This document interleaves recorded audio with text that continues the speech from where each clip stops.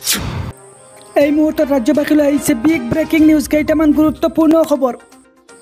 তেতিয়াহ'লে বলক আজিৰ ভিডিঅ'টো আৰম্ভ কৰোঁ। নমস্কাৰ সকলোকে, আজিৰ ভিডিঅ'টোলৈ মই প্ৰথমতে আপোনালোকক স্বাগতম জনাইছোঁ। আজিৰ প্ৰথমটো খবৰ হৈছে নগাঁৱৰ প্ৰাক্তন ছাত্ৰনেতা শৰৎ মুদৈৰ দেহাৱসান।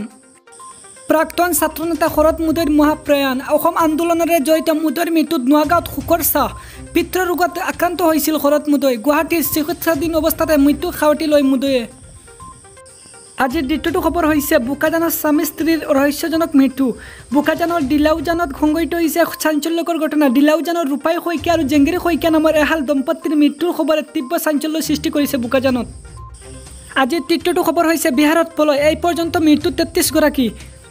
পলায়নকাৰী ধুমুহা বতাহত বিহাৰত এই পৰ্যন্ত এতিয়ালৈকে 33 গৰাকীকৈ লোকৰ মৃত্যু হৈছে। বিহাৰ চৰকাৰৰ দুৰ্যোগ প্ৰশমন বিভাগে সদৰি কৰিছে এই তথ্য। এই তথ্য অনুসৰি বাগলপুৰৰ 7 গৰাকী, মুজফৰপুৰৰ 6 গৰাকী লোকৰ এতিয়ালৈকে মৃত্যু হৈছে। আজিৰ চতুৰ্থ খবৰটো হৈছে নগাঁৱত অঘটন। বানে ভাঙিলে কলংগৰ স্লুইচ গেট, প্লাবিত বহু অঞ্চল।